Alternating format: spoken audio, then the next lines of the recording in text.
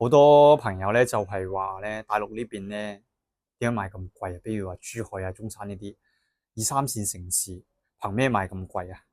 啊兩三萬蚊。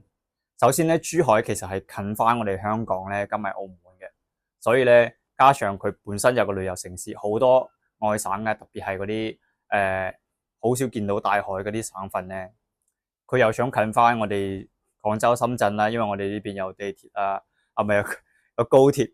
有高鐵咧，加埋嗰啲城軌線路啊，仲有我哋嘅嗰啲船啊，可以過到去，跟住港珠澳大橋可以翻到我哋香港啊嘛，跟住澳門咧，我哋又可以過關就可以去到澳門啦。所以好多人都覺得呢邊有好有投資性質。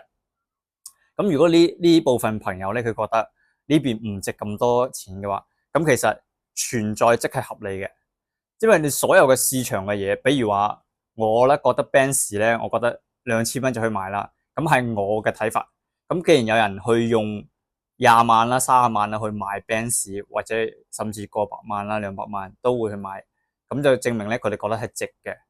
咁你覺得唔值，唔代表係呢啲人覺得唔值嘛？你可能會覺得，哇！啲人都係蠢嘅，咁都買，係啊，我都覺得啊，我希望呢一啲車咧50蚊去買價啦，咁我就爽啦。咁但係唔係咁樣嘅，個人嘅啲睇法咧係唔可以代表係成個市場嘛，存在即合理嘅。既然有呢個價錢啊，咁即係有人去接受，而且係大部分人都係咁樣接受，所以會有咁嘅房價嘅。所以大家咧應該係多了解呢邊嗰啲市場咧，跟住有翻個一個認識，咁樣會比較好啲。如果你真係話想北上置業咁樣話，因為我成日見到好多廣告咧話幾千蚊啊，幾萬蚊首期啊，咁都有嘅。但係你要明白咧，冇咁大嘅蛤乸隨街跳。